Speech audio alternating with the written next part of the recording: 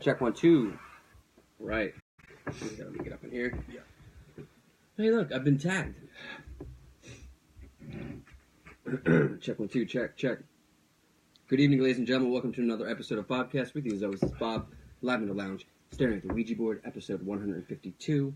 I guess today's guest, I first learned of your existence in the human race as my neighbor up the street on Taylor Road. You lived on Spring Mill Road. You were, I think, 2 years in front of me at Cornell School. About a year, right? Yeah. Sorry to age you a little bit there. It's okay. You know, I always knew of you, knew the legend of, like, you know, the parties and, like, you know, just the personality, the exuberance and stuff like that.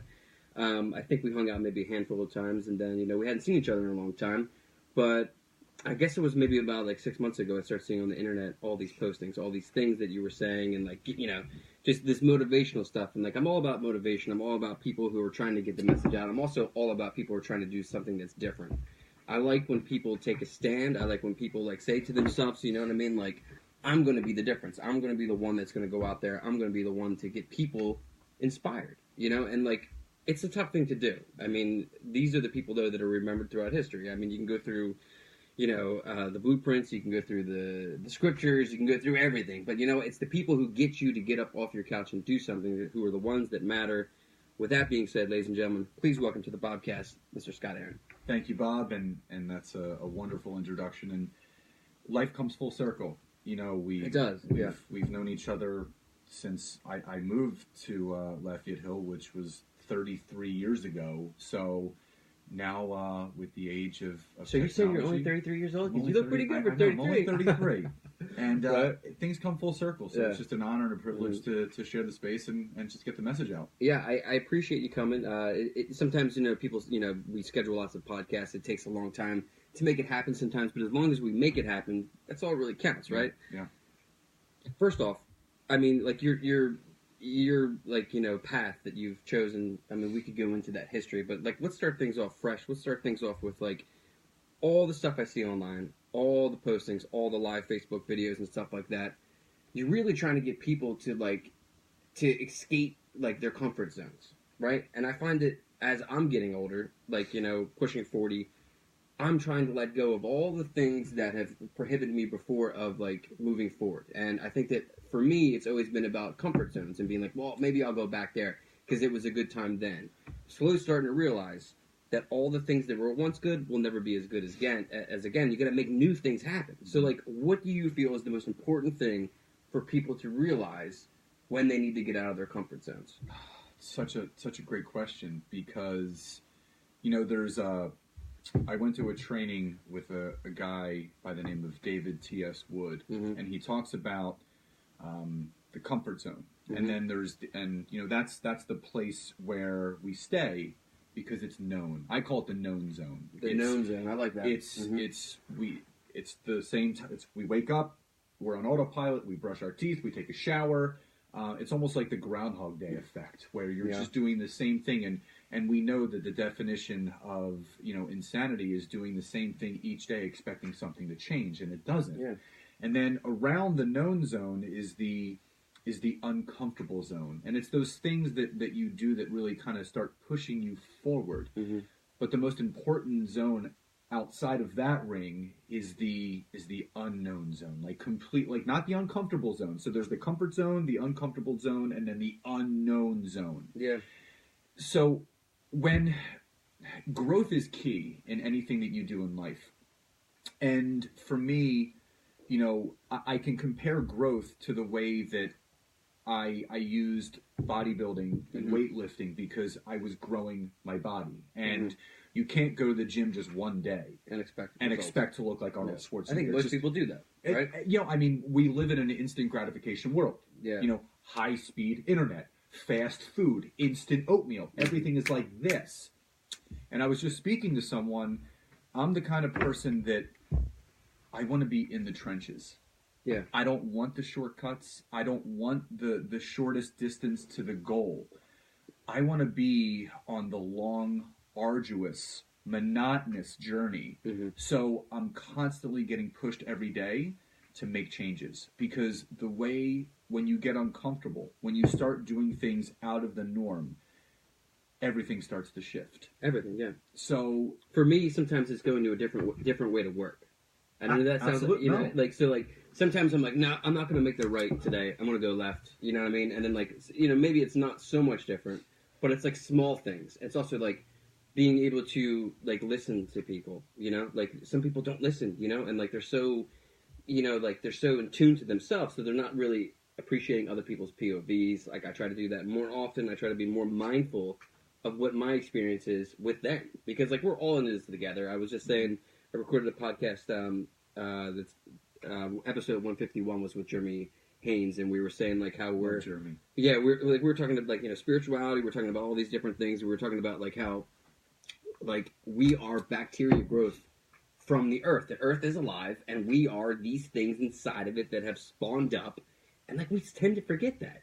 We tend to think that we have to have the set pattern, and we have to, like what you were saying, like be like, look, this is not my comfort zone. I can't. I don't want to go there. Yeah. I don't want to go shop there. I've never been to Target, for Christ's sake. Did they have the things on sale that Walmart do? What do I do with my life? Why do we do that to ourselves? Is what I'm thinking. Like I'm trying to pinpoint these things because I'm trying to better understand not only myself but everybody. It's life experience. We're taught at an early age how things should be, the way that we do things. But I love the analogy that you just said about going a different way to work. Yeah. And I said this to someone the other day. I said, haven't you ever like driven in your car and you start thinking about something, and then like 10 minutes goes by and you're like, how did I get here? Because your mind runs on such autopilot and just without anything, it's just unconscious. You know exactly where you're going.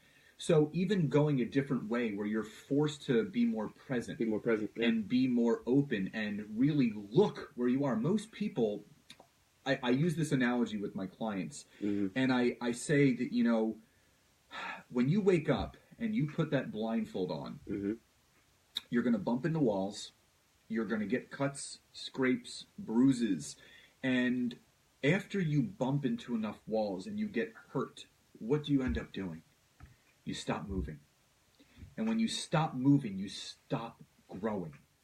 So I use the analogy, take the blindfold off, turn the lights on, so you can see exactly where you want to go.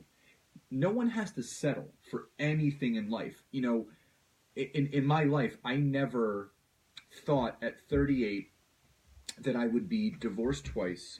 And obviously I was blessed with a beautiful 5-year-old little boy. He's literally the best teacher I have in the world. Yeah. He's just amazing. My son's about to be 2. It is true to be said that your kids really teach you how to get uncomfortable, how to have no. I mean, he broke his about the comfort. He broke his arm like 4 weeks ago. Oh wow! And I mean, he's great, but he walked around with a broken arm for 3 days. They didn't say anything. Like my brother did that once too. He just adjusted. Like they figure things out, and it's like bobbing and weaving, and with life. Whatever your life is right now, and I tell people all the time, and I do self-reflection every day. I made a decision earlier this year. Every year I come to a decision, and this year I decided that I'm only going to do things that feel good. If something doesn't feel good, I'm going to not do it, and I'm going to find a way to do something else that feels good, whether it's a workout or surrounding myself with people or eating a specific food. So, if you're listening to this and you're thinking about your life and there's something that you're not happy with, whether it's your monetary level, whether it's your relationship or lack thereof, whether it's your health, your wellness, where you are in your career, it doesn't have to stay that way. There's an old analogy. People do tend to feel as if they're stuck. They're stuck. They pushed all their chips in. This is it. This is the best it's going to get. I'm all in.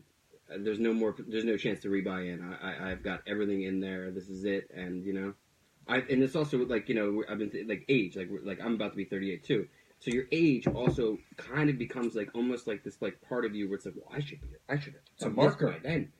I'm almost 40 for Christ's sake. Why didn't I make it? Like, well, what's stopping you right now from like achieving your goals? Your goal when you were 15 or 14 or when you were 8, who cares? Why is it any different for people when they grow and they get older? Because they feel the need to conform. Well, it's not so much a need. Continue. Let me fix this so your viewers can get. Look how good you look like this. Proper view. So this is the Bobcast vision. So, right here. the big thing is that it's not so much a need of having to achieve certain things. Yeah. Change is very scary for people. Yeah, like it's terrifying. It's the unknown, and I think what we're one of the biggest things that I changed a little over 3 years ago, I got rid of cable. I can't. I have Wi-Fi. I canceled my cable because I'm just tired of the negativity. And there's a lot. And if you turn on the news, that's all. It's CNN stands for constant negative news. I mean, constant negative news. You think Donald Trump would agree with? Yeah, I just don't want to look at it anymore. Yeah, it is terrible. For me, change is scary because you don't know what lies on the other side of that door. Mm-hmm. If you don't decide to change and you stay where you are, it's comfortable because you know exactly what life is going to be. And again, it's something that you said. I think everyone has a predisposed notion of where I'm supposed to be at 30, where I'm supposed to be at 35, where I'm supposed to be at 40. I'm approaching 40. I'm not married. I have a wonderful little boy. And I'm okay with that. Yeah. Did I plan to go through bankruptcies? No. Did I plan to get divorced twice? No. But that's my journey. And everyone has a journey, and it's about recognizing not what's happened to you, what's happened for you.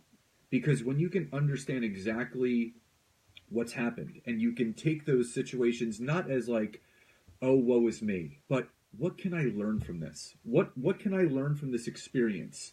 And then apply it to my current life to make things better. Because for me, what excites me the most is I haven't even gotten started yet. People look at me now and they're like, oh my God, you're successful, you're doing this.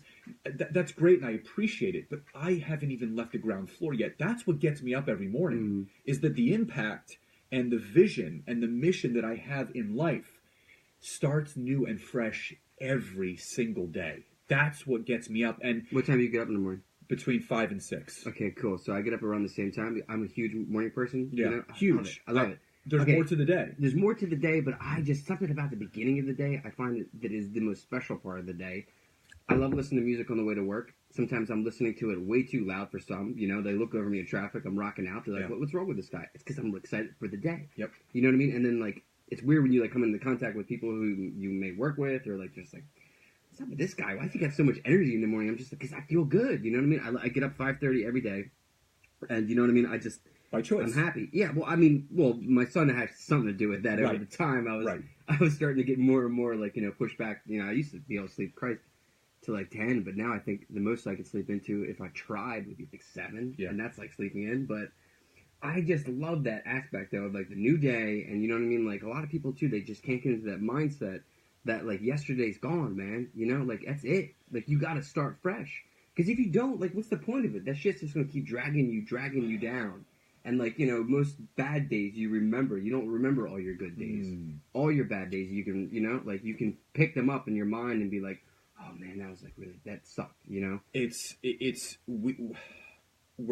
We easily recall more of the bad things than the good things.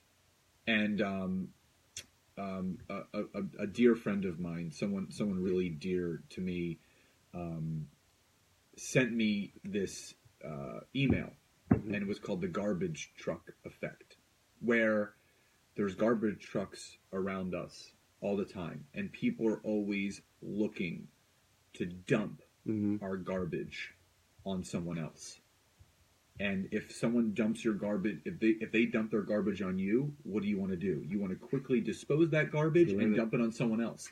So make it a mission, make it a pact to yourself to not take on other people's garbage, because it has nothing to do with you. It has everything to do with those people. So one of the biggest things that I changed was circle of influence, because the people that you learn and grow from shape you into where you're going. So, there was something that I heard by Robin Sharma, and he wrote two of my favorite books was The Monk Who Sold His Ferrari, and the leader with no title.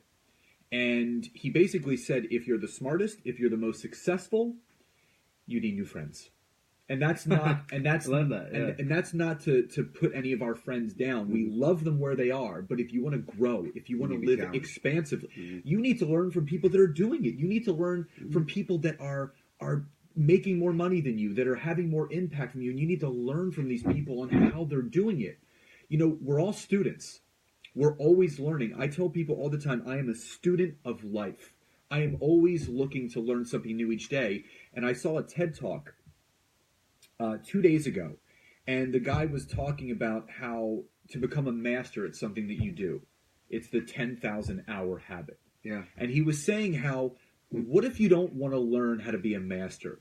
You know, how many hours does it take to become just good at something? And he did some research, and you know, the learning curve when you do it, it goes like this, and then it's like and then it's a steady, arduous climb. He said it takes 20 hours. To be good. 20 hours to be good at anything you've never done before, and he proved it. So he always wanted to play the ukulele. Oh, that's cool. I'd like to see this. So you can find it on, it's the 20 hours. Yeah. So basically, he goes, if you take 45 minutes every day for 30 days, in a month, you'll put in 20 hours of something that you've never learned to do. I love that. So he took out a ukulele, and he played a song for everyone. And he goes, you have to deconstruct the skill. Yeah. So you got to figure out how does it work, scared to death of, and you go back. Things, yeah. So he played the song, and he goes, I just want to let everyone know, this was officially my 20th hour. Oh, that's great. Of learning how to play the ukulele in front of everybody. So everyone can learn something new. I mean, what you're doing now, like, I mean, if someone would have said to you 5 or 6 years ago, hey, Bob, you're going to have a podcast, you're going to be like, what are you talking about? I didn't even know what a podcast was. Exactly. And then if someone said to me that, you know, you wouldn't be owning gyms and you wouldn't be personal training anymore, you would do more of this other coaching type of things, I would have been like, you're crazy. Yeah. There's no way I'm not going to be personal trained. There's no way I'm not going to be owning a gym. But that was my story. Yeah. So everyone has the innate ability every single day to turn a page and write your life exactly the way you want it to look. I'm a screenplay writer, and one of the best pieces of advice I ever got, I've been doing it for 7 years now with my brother and I. We've had some mild success, but somebody told me once this piece of advice that I apply towards my life as well. Writing is rewriting. I love that. That's it. Yeah. Think about it. Like, you know, like when you finish a script, you're like, oh, this is it. You know, I'm in. We're making this movie, you know? You're not done. You're never done. The story is never done. You're always going to be able to go back, add little tidbits to make it work for you and for others. With your life, though, I do believe that is a factor. Is that you could rewrite it. You can do whatever, you know? Like, you could set out, like, you were just talking about that TED Talk. I meet so many adults who know that I'm a musician who are like, man, I'd love to learn to play guitar. And it's just like, well, what the, dive in. What's stopping you? You know? And like literally guitar. I want to play the drums. I've always wanted to play the drums. We got drums right over here. We can get you started right today. Okay, like, I've had somebody recently said that to me. They were like, Bob, I'd love to. They saw a video of my son and I, like, on Instagram, like, playing drums. I'd love to play it. It's like, well, what's stopping you? Have you ever seen Keith Weinberg and his son? Yeah, we chat online. It's amazing. I like Keith Weinberg's son and my son to start a band, but they live in different cities. But I just, you know, I find that, like, with art in general, like, one of the things that I'm experiencing too is that I've always been an artist, but it wasn't until maybe about 3 or 4 years ago where I started to realize that I need to stop worrying about what I produce and just move on to the next project. Yeah. Just get it out there. As an artist, the best thing you could do is just be like, well, that's a wrap. I'm on to the next one. Lots of times people, and it's in general without art, maybe it's a project they're working on at home or it's a relationship, they tend to not be able to move away from it. They just like, oh my God, it's not perfect. It's not perfect. Nothing is perfect. No. Everything is imperfect. That's why the universe is set the way it is. You know what I mean? It's for you to, like you were saying, like, make your story through it. Mm-hmm. I find that when I am able to produce art on a scale where I just, like, that song's done, next one, you know? Or write a script and, like, get through that real quick and then get the next idea out. It makes me so happy. It makes me feel good, too. Like, well, I am producing everything I did. Whereas in my 20s and my early 30s, I was terrified of, like, making a mistake or, like, being like, I don't know if we should release this album. It may not be right. Downtown Harvest shouldn't do this now. We should do something else. Once you stop worrying about stuff and you start getting real about what your vision is, could be, you know, going to the gym, could be writing that script, and you just let go, you know? And some people are like, oh, let go to higher power. Like, great. If you got religion in your life, that works for me, too. Yeah. But the greatest religion is right here in front of you. It's Yeah. yourself. You know what I mean? And like people don't look to themselves; they look to others, and they're like, you know. So like motivational speakers. Like I listen to Joe Rogan podcasts all the time. Oh, he's I awesome. find such inspiration through him. Russell Brand has become somebody that I listen to. That like he has a couple different podcasts, but like the way that he's like dishing out these like thoughts and like these patterns of like thinking that are like so out of the box. And like the one that sticks out for me the most is, you know, he said, you know, if I said to you, Scott, tomorrow morning you can wake up at 5:30 and you're gonna have the power to change the entire world, you can make everything work. The only problem is you can't sign your name at the bottom of the page. You can't take no credit for it. Would you be cool with it? And how many people do you know that are in your group would be like, I won't write my name. I will, you know, like that's the power of like right there is just being like, you know, like altruism, helping people, empathy, all that stuff. The power of like positive will. Like I feel as if more people did it, there would be more of a consequence for them to feel good about themselves and also the people that are around. But unfortunately, I mean, we also live in. I just read today that like before we started this podcast, 4 kids just died in the southwest of France. Like, you know, there's terrible things on the news. So some people might say to you, like, Scott, well, how do I stay so positive when all this bad shit's happening around me? What do you say to that? Well, positivity is a choice. Mm-hmm. Happiness is a choice. For me, I tell people that I've created this nice little bubble. Yeah. This happiness bubble. Where I'm not immune to what's going on in the world, because even before social media, before TV, bad stuff happened. Yeah, that's a good point. It's just more visual now because of the power. Yeah. I mean, I go back to when we were in college. There was no cell phones in college. No, 9/11 wasn't played out on a cell phone. There was not, like, literally, if you were meeting someone, you would call dorm room to dorm room, and you would meet there. That was it. Or page. There was no pictures, there was no video. You had disposable cameras that you wouldn't be able to see the pictures till like a year later. When By the way, I worked at Ritz Camera. I was the one that developed them, so I was you a know. lawyer at heart. Right. So, you know, the other thing is that when you can live life without expectation, you live a happier life. Because I think everyone wakes up with the expectation of how my day is going to go. You know, I'm going to do this, and this is the end result that I want to happen. Well, what if you woke up and you had no expectation for tomorrow? Where you woke up and you just went with the flow of how the day went. You would have victories all day long. All day long. Because every day is a new experience. Every day is a new experience, and we have the choice to either play into expectations that we have of other people, of ourselves, of our surroundings, of our job, or you could live with no expectation and find joy and enlightenment and happiness in everything, whether it's leaving an extra tip for the barista at Starbucks, or opening the door and letting a couple people through, or letting a couple people go in traffic. Yeah. Not being that other person that like has to be somewhere. Where does everyone have to be? You have to be right here. There's a great book called The Power of Now by Eckhart Tolle. And he talks about 2 wonderful things. One is he talks about most people that live in anxiety is they're living in the past. They're playing past tapes, past experiences, past situations, and it's keeping them in anxiety. Then there's the group of people that live in fear because they're fearful of the future. What if? Oh my God. You know, what's going to happen then? Yeah. But you can't control what's already happened, and you can't control what's going to happen. You can only control one time, and that's right now. Right now, yeah. So he calls it the power of now because if you live in the past, you live in anxiety. If you live in the future, you live in fear. But if you live in the now, you live in peace. So doesn't it feel better just to live in peace? My God, it does, yeah. But he also talks about addiction. And I ask my clients all the time, what are the top 3 addictions you hear about? They say food, drugs, and alcohol, which they're correct. But what Eckhart says is that there's an underlying addiction that is never talked about. And he says it's the addiction to emotion. He goes, alcohol, drugs, and food are reactions to an emotional addiction. So when someone has an emotional addiction, they have an outlet.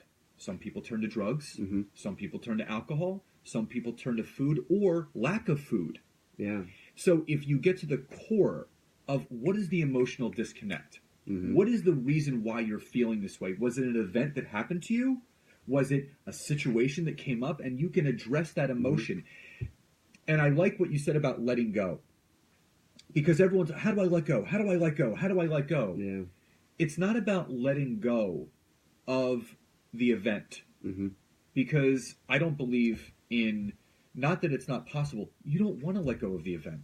You know, you got to own it. I mean, it's part of you. For me, you are. Well, for me, getting bullied and picked on, you know, in my childhood, you know, for, you know, my father going to prison and for the 2 divorces and the bankruptcy and everything else that had to go on, I don't want to forget those things.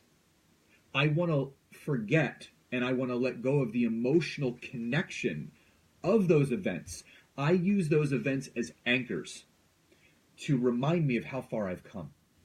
So there's people out there that have maybe been through something that I've been through, or they can relate to it because we've all been through something. We've all had things that happened to us.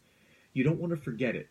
You want to let go of the emotional connection, and you want to use that certain story to propel you to where you want to go, because most people hold everything in. They keep everything inside and repress it and suppress it, and it then amounts to something else. But how's that really making you feel? Is it making you feel good? Do you feel happy? Do you feel motivated every morning when you get out of bed? You know, I can't.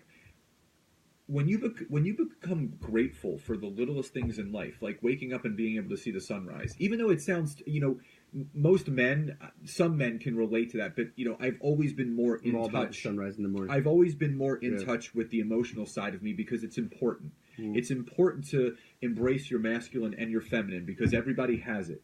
And the more in touch you are with your feelings, the more energy you give out, and the more people are attracted to that energy.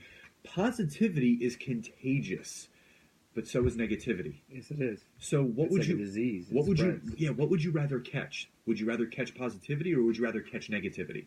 It's so hard for people to catch the positivity. It's very easy for them to catch the negativity because I feel as if it's like a virus. It spreads and it just attacks all the cells of who you are. But the positivity thing, it's so hard for people to be good to one another. You know, I find that is one of the strangest things ever because it's like I also we talk a lot about on the podcast here about how what has technology influenced that type of behavior? Why are we now starting to like you see people on the road and they're just so pissed, like the road rage and stuff.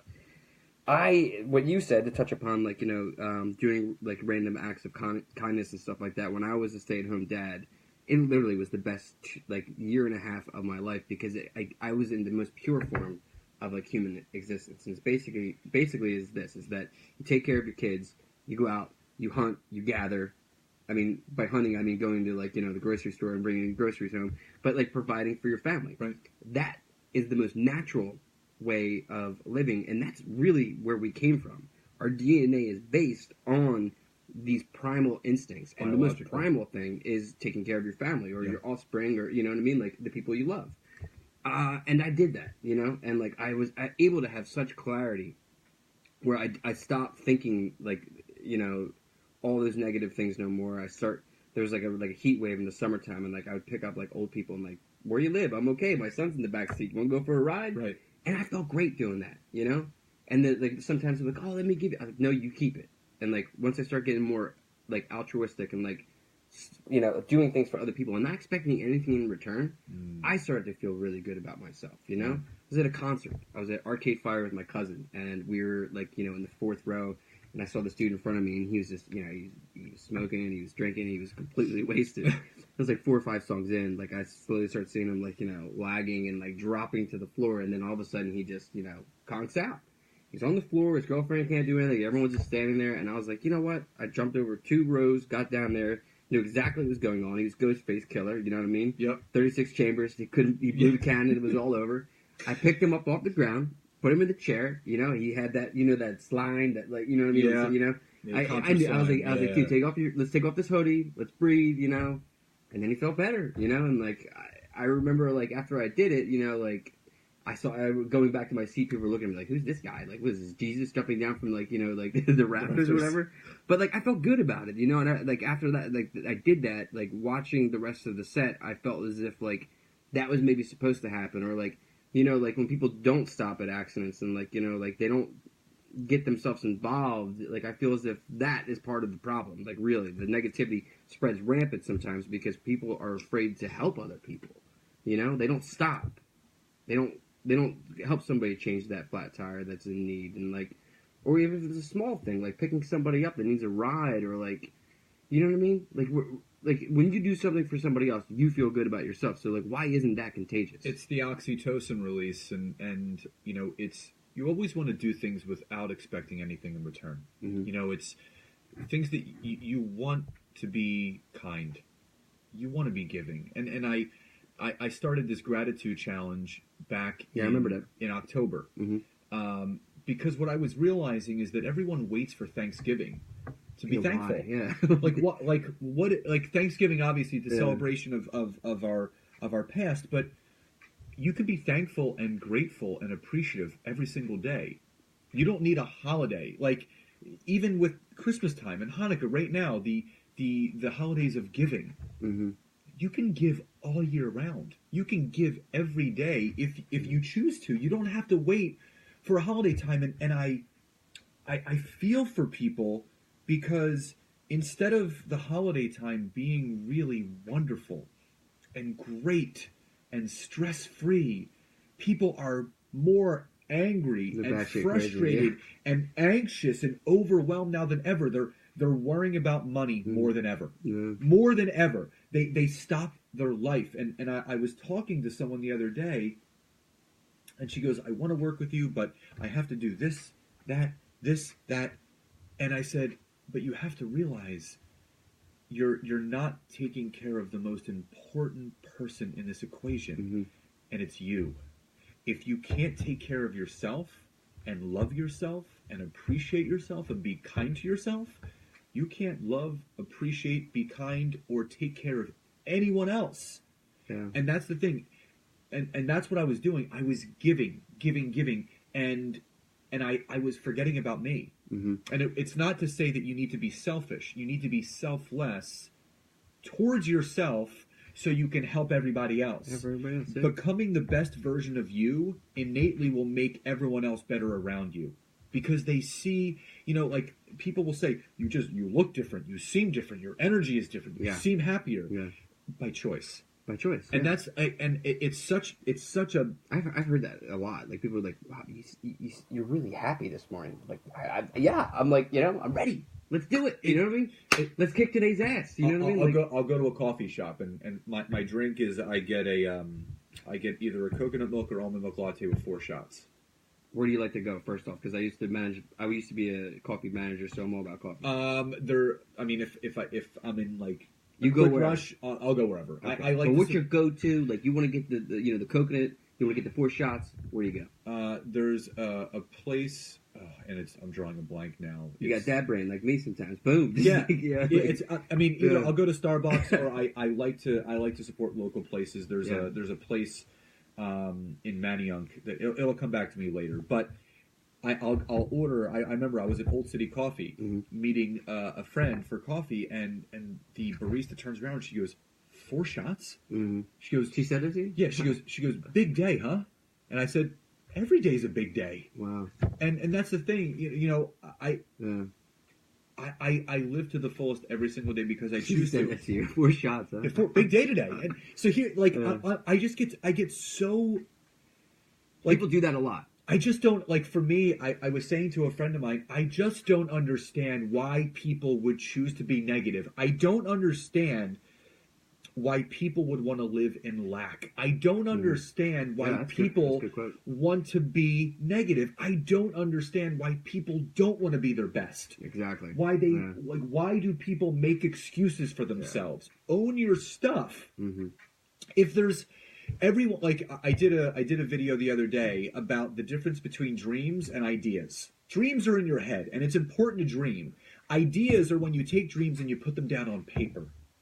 Because if you can visually see where you're going, if you can write down your blueprint and your map, and you actually have an address to put in your GPS, if you don't have an address for your GPS, your car's not going anywhere. You're lost. So if you have the address of where you want to go, the GPS will take you there. And here's how life goes. It's not a straight line.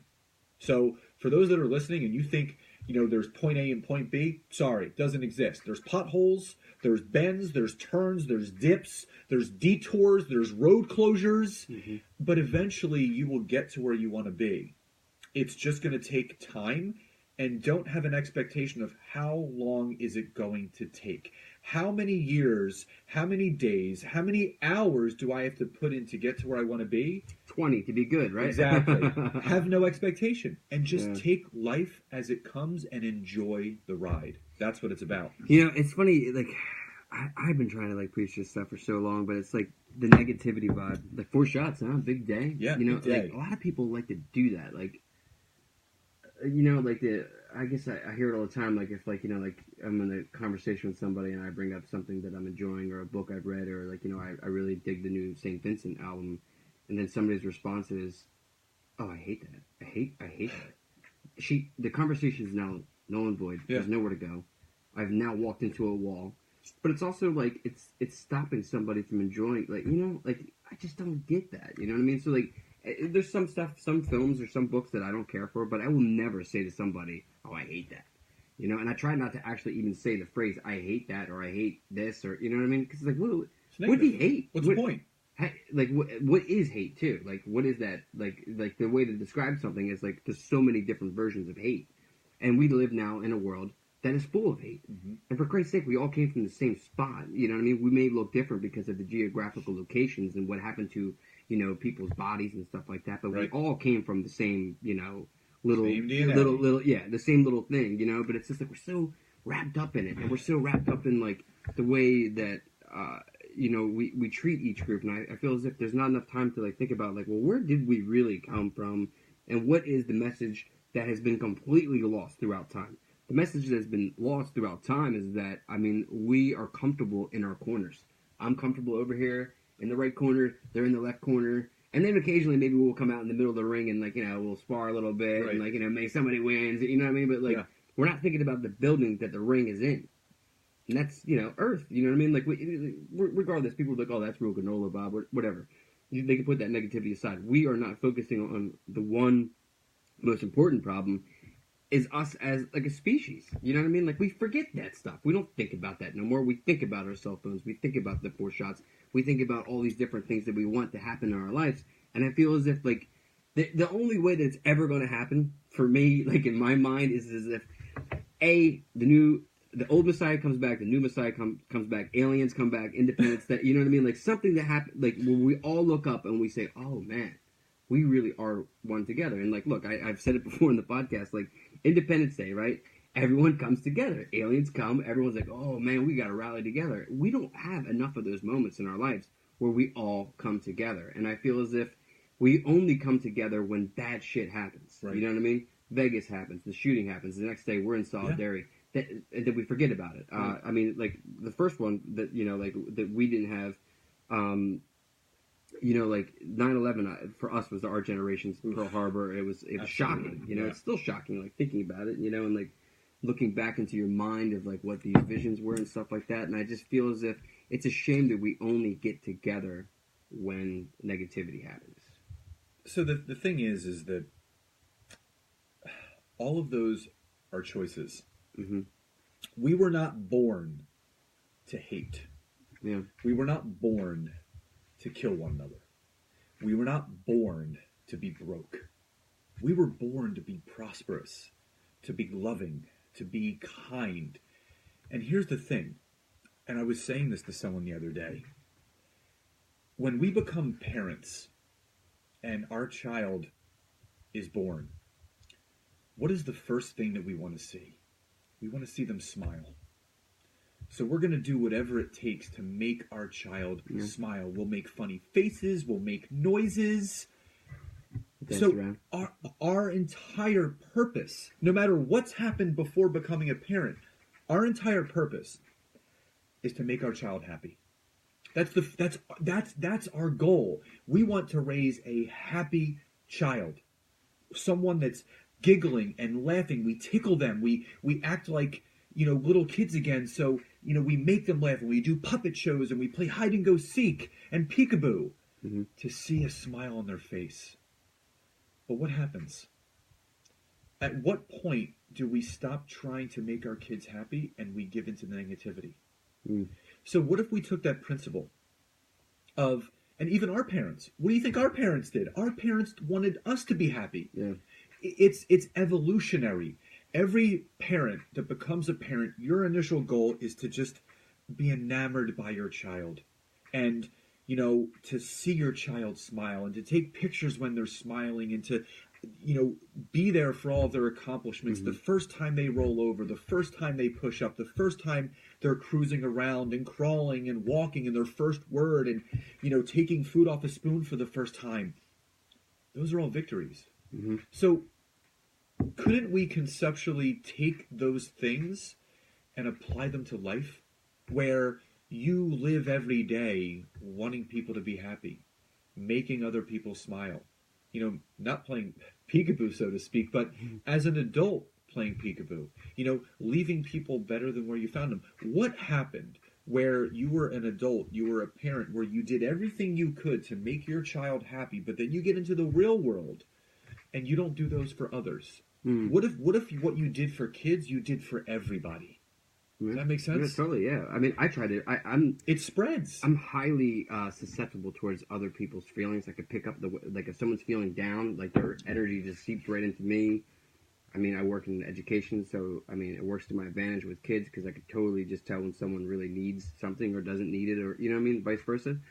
But it's hard when you feel these things towards others, but it's just like some people, like, the last part that I wanted to ask you is like, okay, so like, I feel as if some people are just blocked. In other words, their energy is just, like there's something, it could be something that happened to them. It could be something that, the anxiety, they're no longer willing to get over. For the people who are listening, who feel as if they're blocked and they can't get to this level of increased positivity, right, or like, what, for the people who feel as if they're stuck in concrete and their legs are just, they haven't gone nowhere in so long, how do they break that mold, escape, take off running down the block? So there's three things, and these are things that I still practice every day because in a world full of negativity, you're pressed every single day to remain positive.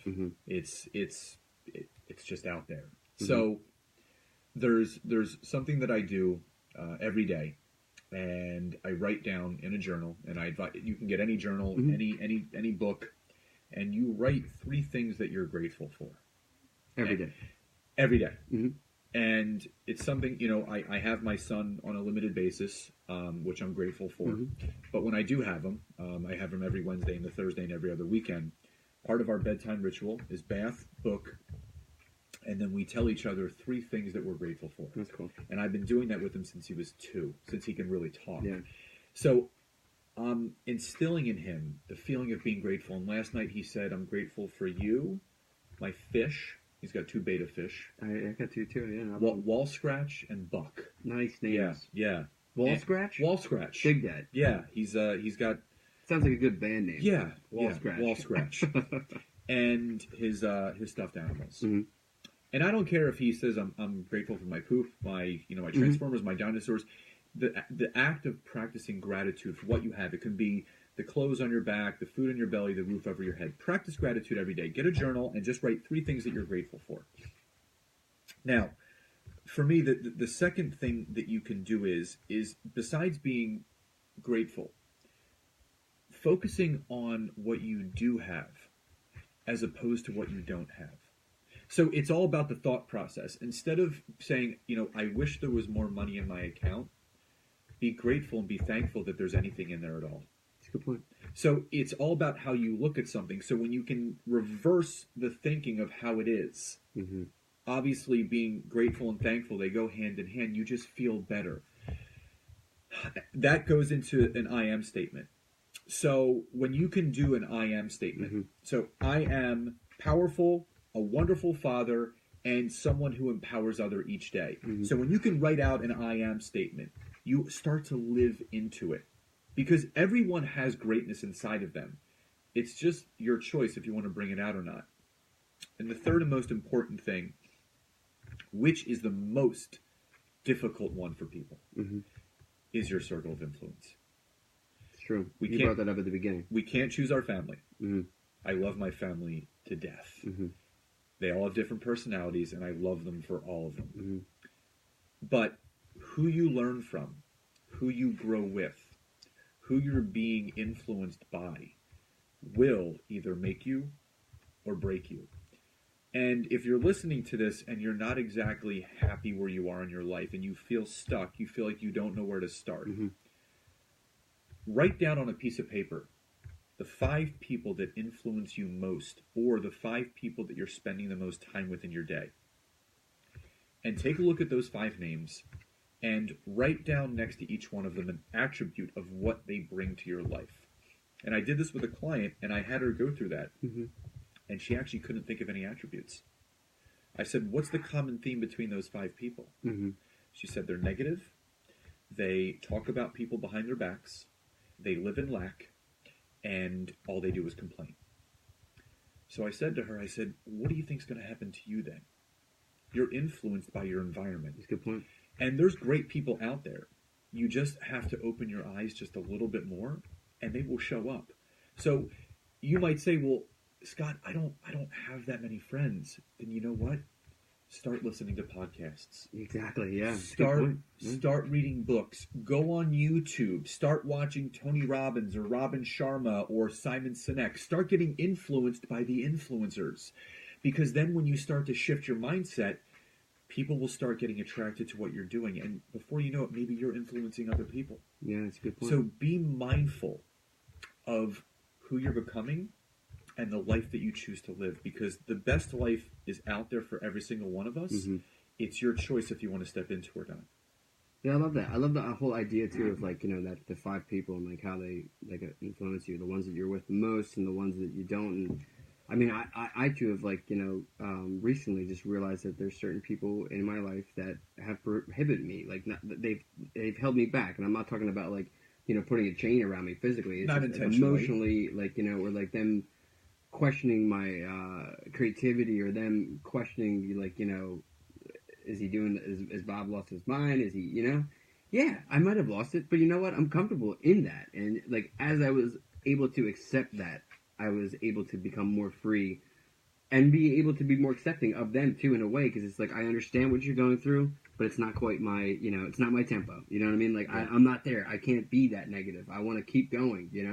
If you want to come with me, let's do it. You know what I mean? We can do this ride together, right. But the car's still moving for me. You know what I mean? Yeah. I'm not stuck. I want to keep going. And I find that to be so important. And I feel as if, it's hard because you don't want to you do a really good job on Facebook and social media, letting people know these things. I feel as if if they listen to the podcast and they get something out of it, that's my job. It's good. If you could sit there for an hour and you can just let your mind just go and be able to accept new ideas, and or if it's us reviewing a movie or something, right. pop culture, just to escape your regular day, to escape the pattern, like we said at the beginning. I feel as if those things are important. I feel as if, especially now, leading up into 2018, it's more important than ever, because we are just this controls in our entire lives. It's so it's hard for me. I think that it's a way to connect. And I feel as if it's the same thing for you. You're connecting with people. You're feeling that urge to just make that connection, And it's not so much I want to see who posted what of their baby or whatever. I just feel as if for me it's a great outlet, because the podcasting, the music, and it didn't exist when we were kids. You know what I mean? Some people do it well. I think that you're doing a fine job with what you do. I think that I see people. They post stuff thank you, Scott, for doing this. Thank you. I achieved my goal, and you see the before and after photos. Right. So that leads me, how if somebody out there is listening and they're well, I'd like to learn more about Scott. I want to know, how do I get myself involved? How do I get on a program? How do I get myself like in a nutritional cleanse? You know what I mean? Like, Right. where could they reach you? Like, what would be the best thing? Yeah, you can find me on Facebook at Scott Aaron. You can find me. What if the person's out there like, I'm scared? I don't know if I should do this. I don't know if I'm ready yet to commit to losing 60 plus pounds or something. You know what I mean? Like, well, if you're getting ready to get ready, you can't expect anything to change. boom. I mean, it's and you know, the one thing, there's only one person that's ever going to hold you back from achieving or not achieving something in your life, and it's the person that looks back at you in the mirror. That's it. Sure. You can't blame your parents. You can't blame your friends. You can't blame your family or your spouse. When you can own your own stuff, and you have the innate ability with making new decisions each day to change the entire scope of your life. You know, we get one go at this, and I love what Gary Vee said. He calls it one at bat. Yeah, very much. You get one at bat. That's it. There's no do-overs. There's no mulligans. You know, we can't go back in time. Honestly, Back to the Future was one of my favorite movies of all time. It's so weird you say that because we were just talking last night. One of my it's one movie that I can't turn off. We're going to invite you back because we're going to do a whole podcast on Back to the Future, the brilliance of it. I'm going to have a panel of people who have we've been talking about this. Like, do you remember the World Series that when who was it? The Cubbies. The Cubbies win over the Yankees, right? No, it was it was actually supposed to be. It wasn't the Florida Marlins. The one that it was like the Miami Marlins. They predicted it though, right? It was weird. A little weird, it was right? Something weird. But there's so many parts of it. There's so many aspects of it too. That there's so many great movies. For a screenplay writer, Back to the Future is one of the best. They don't make movies like they did anymore. And if they ever remake that, I will. They can't. They can't. I think there's actually a clause. Robert Zemeckis or something like somebody said. Like, they were trying to. I think they were going to try to redo Goonies. Like, don't do that. Well, I read it was going to be they do the thing where it's like the new cast and the old cast. Like, forget that stuff. Don't let it be. Let it be a classic. Let it be a classic. And it's funny. My sister, she was asking me, what's the difference between a classic and a cult classic? Because she was asking me, are the Adventures? She goes, The Adventures of Babysitting. Is that a classic or a cult classic? And I'm like, that's definitely a cult classic. It wasn't a box office smash. No, like Forrest Gump was a classic. Yeah. Big Lebowski, cult classic. So there's a big They don't difference. find the audience in the beginning. They find it later. Later on. And sometimes that Outside Providence, still one of my favorite movies of all time that a lot of people have not seen. Great movie. I mean, the one we just talked about, episode 151, The Disaster Artist, based on The Room. I mean, like, talk about motivation. This guy uses his own money to go out, and Hollywood don't want us, we do it ourselves. Yep. He goes out, makes the movie. It's 14 years later. It's still playing midnight showings. People all around the world love it. It's amazing. Power positivity. You know what I mean? The guy owns it. You know, he's become this guy. But it just goes to show is that, like, like if you have a dream, go out and do it. And if your dream is so small as to, like, changing the way you go to work, do it tomorrow. Yep. Don't wait. Appreciate you coming on the show. Absolutely, Bob. Good to see you, brother. My name's Bob. This has been another episode of Bobcast. Excellent. That was really good. That was awesome. Yeah, I love it. Dude, Back to the Future podcast, you're in? Oh, we gotta totally. do it. It's going to be good.